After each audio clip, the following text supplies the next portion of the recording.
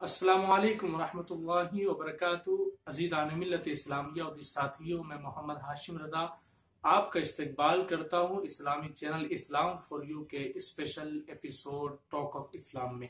अज़ीज़ान मिल्लत इस्लामिया, मैं पहले तो आप हज़रात से माज़रत चाहूँगा कि 15 दिन हो गए तकरीबन और मैंने अपने चैनल पर कोई भी वीडियो अपलोड नहीं की है। हालांकि मैंने कहा था कि इंशाअल्लाह रोज़ाना एक वीडियो मैं आप हज़रात को दूंगा, लेकिन मैं किसी काम में मसरूफ था काफ़ी, तो इसलिए मैं 15 दिन तक आपको कोई भी वीडियो नहीं दे पाया हूँ। इंशाल्लाह अगली मरतबा मैं ख्याल रखूंगा कि आप हज़रात को रोज़ाना एक वीडियो में इंशाल्लाह दूँ। तो नाजरीन, इससे पहले हमने वजू के फ़ज़ाइल के मुतालिक गुफ्तगू की थी और आज हम गुफ्तगू करने वाले हैं वजू के फ़राइज़ के मुतालिक। तो अज़ीज़ान मिल्लत इस्लामिया, अगर मैं आप हज़रात को वजू के फ़राइज़ के मुतालिक बताऊँ तो वजू में 4 फ़राइज़ होते हैं। याद रखें, वजू में 4 फ़राइज़ होते हैं।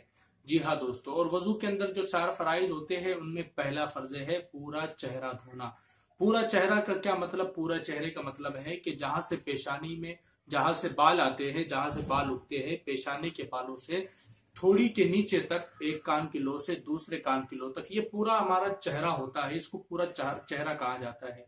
तो ये पूरा चेहरा जो है, इसको वजू में 1 मरतबा धोना फर्ज है और 3 मरतबा धोना सुन्नत है। जी हाँ दोस्तों, वजू का ये पहला फर्ज है। तो वजू का दूसरा फर्ज है दोनों हाथ कोहनियों समेत धोना।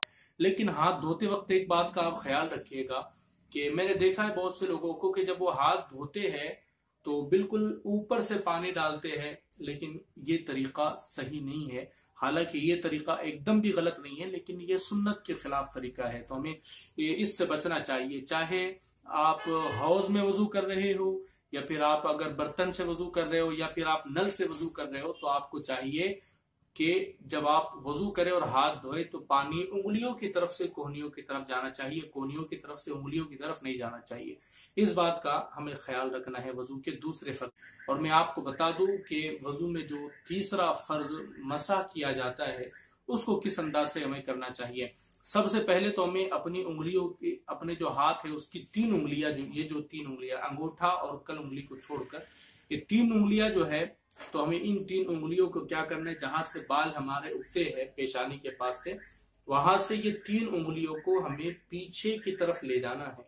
फिर हमें दोनों हथेलियों को पीछे की तरफ से यहाँ तक के लाना है और फिर हमारे अंगूठे जो है इससे हमें कान के पीछे का मसा करना है।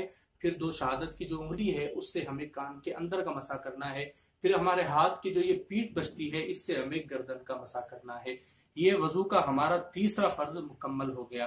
अब हमें वजू के चौथे फर्ज की तरफ जाना है। तो वजू का चौथा फर्ज है दोनों पाँव टखनों समेत धोना। जी हाँ, दोनों पैर को हमें टखनों के साथ धोना है। याद रखिए, अगर हम वजू कर रहे हो या गुस्ल कर रहे हो, जो हमारे फराइज है, अगर इन फराइज में जैसे चेहरा धोना, हाथ दोनों कोहनियों समेत धोना, उसके बाद में पैर धोना, चूंकि सब उसके अंदर नहीं गिना जाएगा, तो ये जो 3 फर्ज है वजू में, अगर हम इनको धोते हैं और एक बाल के बराबर भी जगह इन 3 फर्जों में अगर छूट जाती है, अगर सूखी रह जाती है, तो भी हमारा वजू नहीं होगा। ये बात को आप जहन में रखें। मैं आप हज़रात से गुजारिश करूंगा, अगर आपको ये वीडियो पसंद आई है तो इसको लाइक भी करें, और अगर आपको ऐसा लगता है कि इस वीडियो से आपको भी फायदा हुआ है और दूसरों को भी फायदा पहुंचना चाहिए, तो इस वीडियो को शेयर करें। और हमसे जुड़े रहने के लिए हमारे चैनल इस्लाम फॉर यू को सब्सक्राइब करना ना भूलें। इंशाल्लाह फिर दोबारा मुलाकात होगी। अस्सलामु अलैकुम रहमतुल्लाहि व बरकातहू।